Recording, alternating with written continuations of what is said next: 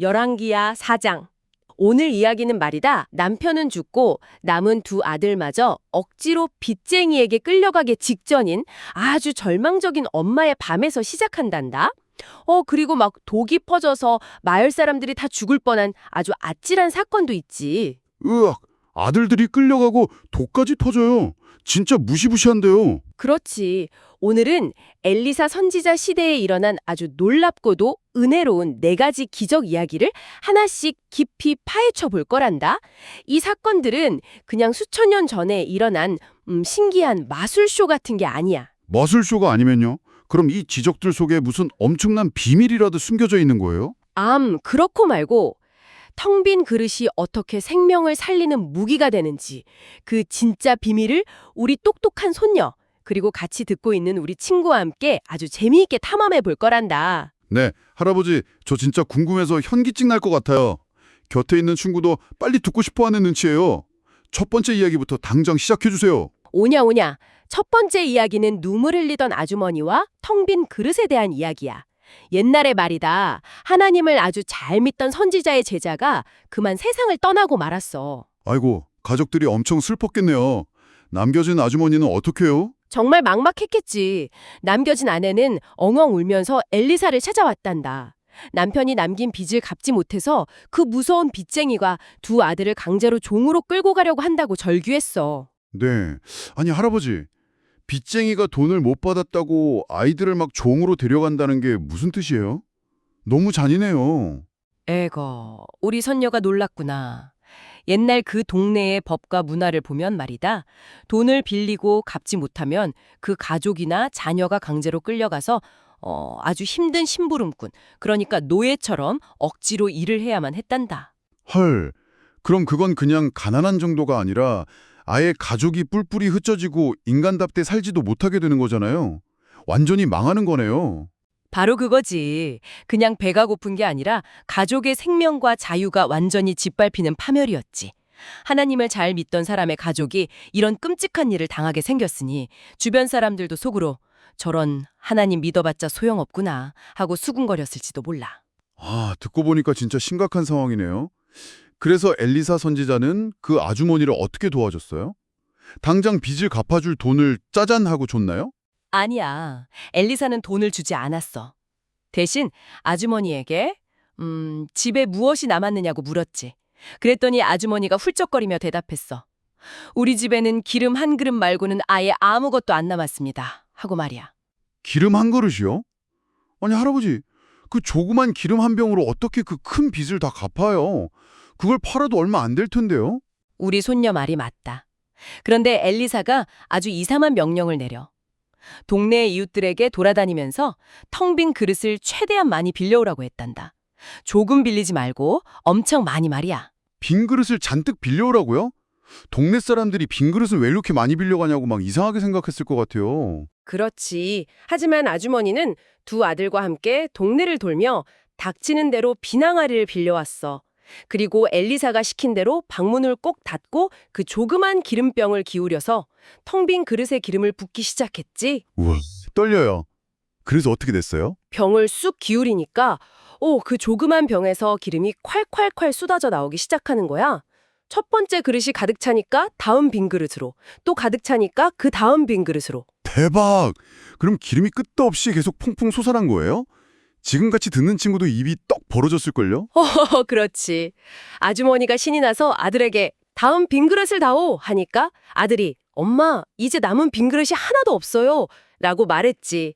딱 그 순간 콸콸 나르던 기름이 뚝 하고 멈췄단다. 아하, 그러니까 기름이 다 떨어져서 멈춘 게 아니라 기름을 담을 텅 빈 그릇이 없어서 기적이 멈춘 거군요. 우리 똑똑한 꼬마가 핵심을 정확히 짚었네. 우리와 함께 듣는 친구도 이 비밀을 알아챘을까? 만약 너희라면 그릇을 얼마나 많이 빌려왔을 것 같니? 저는 진짜 온 동네요. 아니, 옆 동네까지 뛰어가서 수백 개는 빌려왔을 거예요. 그래. 하나님은 말이다. 우리가 믿음을 가지고 준비한 그 빈 그릇의 개수만큼 딱 그 믿음의 분량만큼 은혜를 가득 채워주신다는 아주 중요한 비밀이 여기에 숨어 있단다. 와, 그럼 그 찰랑찰랑 넘치는 기름을 팔아서 빚도 다 갚고 아들들도 무사히 지킬 수 있었겠네요. 진짜 속이 다 시원해요. 다 갚고도 남아서 아주 풍족하게 살았지. 자, 그런데 빈 그릇을 채워주시는 분도 하나님이시지만 때로는 하나님이 주신 소중한 생명을 우리 스스로 다시 하나님께 맡겨드려야 할 때도 있단다. 생명을 다시 맡겨주린다고요?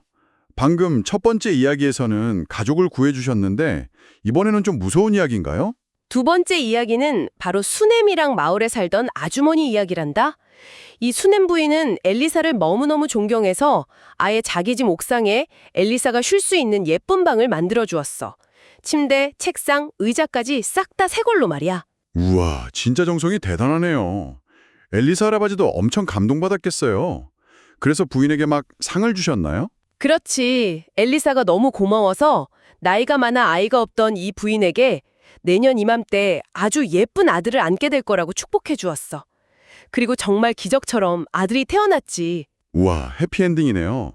할머니가 되어서 아기를 낳았다니 부인이 얼마나 행복했을까요? 매일매일이 꿈 같았겠지.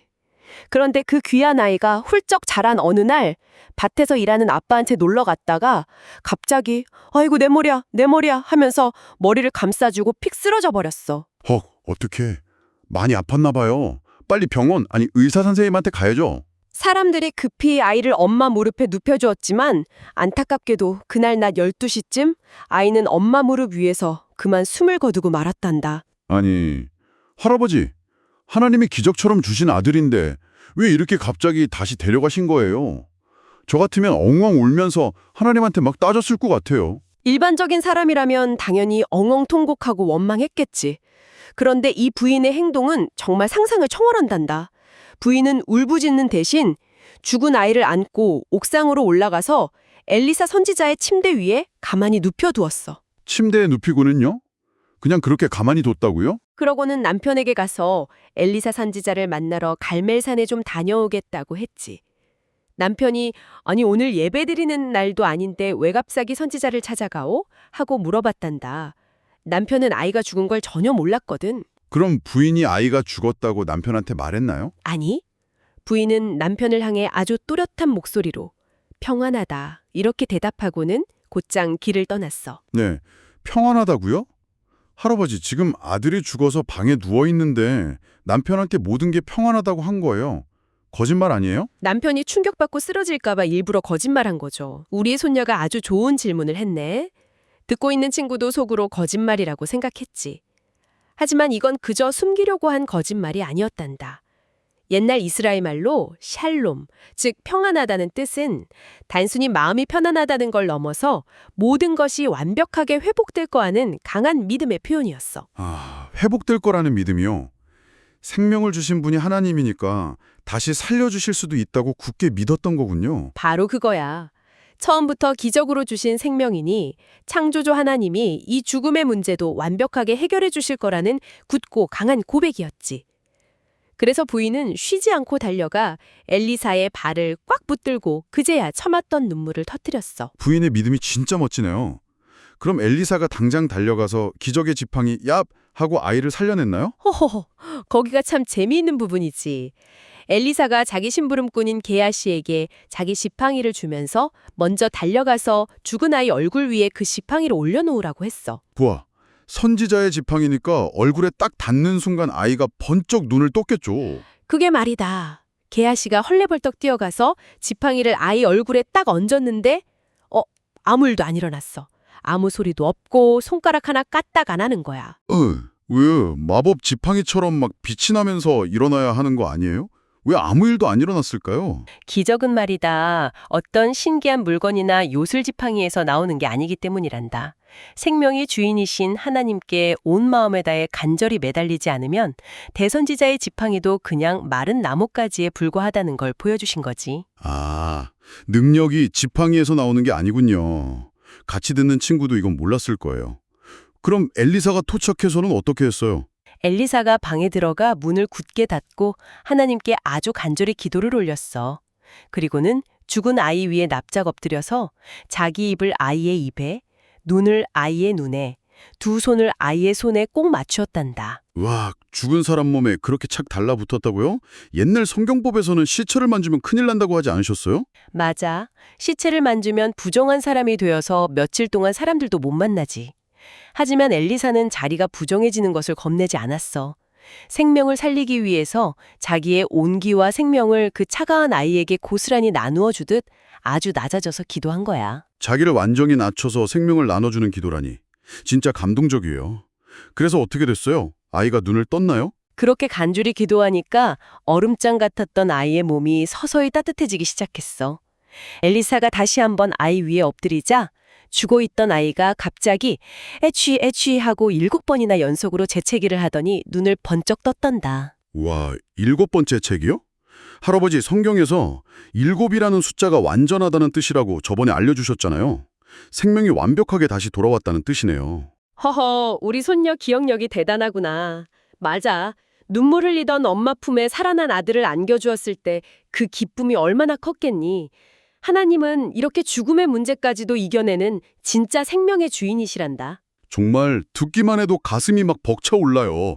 근데 할아버지, 하나님은 이렇게 엄청나게 큰 일, 생사가 달린 일에만 기적을 베푸시는 건가요?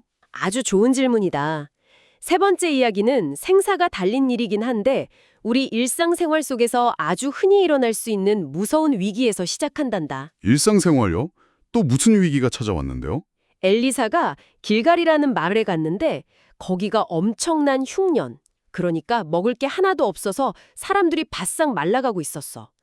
그래서 엘리사가 제자들을 먹이려고 큰 가마솥에 국을 끓이라고 했지. 아, 다들 배가 고팠구나. 그래서 맛있는 고깃국을 끓였나요? 고기가 어딨겠니? 한 제자가 밭에 나가서 채소를 캐는데 아주 맛있고 먹음직스럽게 생긴 야생 드로박을 발견한 거야. 그래서 그걸 잔뜩 따다가 가마솥에 풍덩풍덩 썰어 넣고 푹 끓였지. 오, 호박죽 같은 건가요? 달콤하고 맛있었을 것 같아요. 다들 그렇게 생각하고 국을 푹 떠서 입에 넣었는데 웬걸, 국을 맛본 사람들이 갑자기 목을 잡고 뒹굴면서 솥 안에 독는 독이 들었습니다 하고 소리를 꽥꽥 지르며 난리가 났어. 그 드로박이 사실 맹독을 가진 열매였던 거야. 으악, 국에 독이요. 흉년이라 배고파 죽겠는데 기껏 끓인 밥에 독이 들었다니 진짜 너무 허무하고 끔찍해요. 이제 다들 굶어 죽게 생겼네요. 그렇지. 그런데 그때 엘리사가 아주 차분하게 밀가루를 조금 가져오시오 하고 말했어. 그리고 그 평범한 밀가루 한 줌을 펄펄 끓는 독솥에 휙 던져 넣었단다. 우리 곁에 있는 친구도 웃을걸요. 밀가루가 무슨 화학 해독제도 아니잖아요. 허허, 그렇지. 밀가루가 마법을 부린 게 아니란다. 이건 아주 깊은 의미를 담은 비유야. 이 독이 퍼진 가마솥은 마치 죄와 상처로 엉망진창 오염되어 버린 우리들의 세상이나 마음을 뜻해. 우리 마음속에 퍼진 죄와 상처요? 그래. 우리 삶에 독처럼 무서운 상처나 죄가 뻗었을 때 하나님은 에잇 쓸모없어 하고 우리를 쓰레기통에 내버리시는 분이 아니란다. 하나님은 망가지고 오염된 우리 삶 한가운데로 하나님의 은혜를 쑥 던져 넣으시지. 아, 밀가루가 바로 하나님의 은혜를 뜻하는 거군요. 근데 왜 하필 평범한 밀가루를 쓰셨을까요? 기왕이면 하늘에서 빛나는 가루 같은 걸 뿌려주시면 더 멋있었을 텐데요. 밀가루는 그 당시 사람들이 매일매일 먹는 가장 흔하고 일상적인 음식이었지. 하나님의 놀라운 은혜는 저 멀리 우주에 있는 신비한 마법이 아니라 매일매일 우리가 밥을 먹는 일상생활 한가운데로 아주 친근하게 찾아와 우리를 고쳐주신다는 걸 보여주시는 거란다. 버리지 않고 일상 속에서 다정하게 고쳐 쓰시는 하나님. 독이 사라진 국을 다 같이 배불리 나눠 먹었을 제자들을 생각하니까 진짜 마음이 따뜻해져요. 자, 그럼 이 놀라운 기적들의 마지막 네 번째 이야기로 넘어가 볼까? 가마솥의 독은 은혜로 싹 사라졌지만 아까 말했듯 마을에는 여전히 흉년이 들어 사람들이 배를 골고 있었지. 아직 배고픈 사람들이 많았군요. 이번엔 어떻게 배를 채워주셨을지 궁금해요. 그때 어떤 사람이 자기가 정성껏 농사지어 처음으로 거둔 보리로 만든 아주 귀한 보리떡 20개를 엘리사에게 바쳤단다. 엘리사는 그걸 자기가 먹지 않고 저기 배고파하는 100명의 사람들에게 다 나누어 주라고 제자에게 시켰어. 네. 보리떡 20개로 100명을 먹이라고요. 헤이, 할아버지. 그건 떡 하나를 5명이 부스러기까지 쪼개 먹어야 겨우 입맛이나 다실 양이잖아요. 심부름하는 제자도 엄청 당황했을 것 같은데요. 제자도 딱 우리 손녀처럼 당황해서 아니 이 적은 걸 어떻게 100명에게 줍니까 하고 따졌어. 우리와 함께 듣는 친구도 똑같이 생각했지. 하지만 엘리사는 흔들림 없이 말했지. 여호와께서 말씀하시기를 무리가 먹고도 남으리라 하셨다 하고 말이야. 떡 개수가 아니라 하나님이 남는다고 하신 약속의 말씀을 꽉 붙잡았군요. 그래서요? 진짜 100명이 다 먹었어요? 그럼 제자가 엘리사의 말을 믿고 사람들에게 떡을 떼어 나누어 주기 시작했는데 놀랍게도 떡이 줄어들지 않고 계속 나오는 거야. 결국 100명이 다 배불리 먹고도 떡이 풍성하게 남았단다. 혹, 할아버지, 저 방금 진짜 소름 돋았어요. 같이 듣는 친구도 머릿속에 전구가 번쩍 켜졌을 거예요. 이거 나중에 신약 성경에서 예수님이 보리떡 5개로 5,000명 먹이신 그 기적이랑 완전히 똑같잖아요. 아이고, 우리 손녀가 이렇게 성경의 짝을 탁탁 맞춰서 발견해내다니 할아버지가 정말 기특해서 춤이라도 추고 싶구나. 아주 정확하게 발견했어. 진짜 똑같아요. 예수님 제자들도 처음에는 겨우 이거밖에 없다고 개선부터 했는데 결국 어마어마하게 남았잖아요. 그렇지. 엘리사를 통해 구약시대에 미리 보여주신 이 놀라운 풍성함이 나중에 예수님을 통해 수천 명, 아니 전 인류를 먹이시는 생명의 잔치로 활짝 피어난 거란다. 우리의 작고 보잘것없는 헌신도 하나님의 손에 붙들리면 이렇게 상상을 초월하는 기적으로 바뀌는 거야. 작은 보리떡 20개가 100명을 살리는 생명이 되다니 정말 벅차네요. 오늘 4가지 기적을 쉴 새 없이 들었는데 듣고 보니 전부 하나로 연결되는 것 같아요. 오, 어떻게 연결되는 것 같니? 처음엔 텅 빈 그릇을 채워주시고 그 다음엔 죽은 아이에게 생명을 다시 채워주시고 그 다음엔 독이 퍼진 가마솥을 밀가루로 깨끗하게 채워주시고 마지막엔 배고픈 사람들의 배를 보리떡으로 가득 채워주셨잖아요.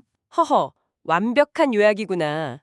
인간이 도저히 자기 힘으로는 풀 수 없는 결핍과 죽음의 위기 앞에서 하나님은 결코 모른 척 방관하지 않으셔. 우리가 내어놓는 아주 연약하고 텅 빈 것들을 모아서 기적으로 가득 채워주시는 분이지. 빈 그릇, 한 줌의 밀가루, 작은 보리떡 20개처럼 작고 평범한 것들이 하나님의 기적을 담는 통로가 된다는 게 진짜 신기하고 감사해요. 그래서 말이다. 오늘 할아버지가 곁에서 귀를 쫑긋 세우고 같이 이야기를 들어준 우리 친구에게 아주 중요한 질문을 하나 던지고 싶구나. 오, 어떤 질문인가요? 저도 눈 감고 조용히 같이 대답해 볼게요. 오늘 이 이야기를 함께 들은 친구는 어떠니? 지금 네 마음속에 혹시 빚쟁이에게 쫓기는 것처럼 텅 비어 있고 막막한 곳이 있니? 아니면 맹독이 퍼진 국처럼 네 힘으로는 도저히 수습할 수 없이 엉망이 되어버린 상처나 슬픔이 있지는 않니? 왠지 듣기만 해도 마음이 찡해지네요. 오늘 하루 네가 혼자 부끄러워서 숨겨두었던 그 텅 빈 그릇을 조용히 꺼내어 하나님 앞에 놓아보는 건 어떨까? 하나님, 제 빈 그릇을 채워주세요 하고 말이야. 네가 믿음으로 그릇을 넉넉히 준비한 만큼 생명을 살리고 은혜를 채우시는 하나님의 놀라운 기름은 결코 멈추지 않을 거란다. 텅 빈 그릇은 부끄러운 게 아니라 기적을 담을 수 있는 준비였네요. 저도 오늘 밤에 꼭 제 마음의 빈 그릇을 다 꺼내놓고 기도할 거예요. 그래. 우리 예쁜 손녀, 그리고 끝까지 함께해준 우리 친구의 삶에도 오늘 엘리사 시대의 기적처럼 놀라운 은혜가 콸콸콸 넘치기를 할아버지가 두 손 모아 기도하마. 샬롬! 샬롬.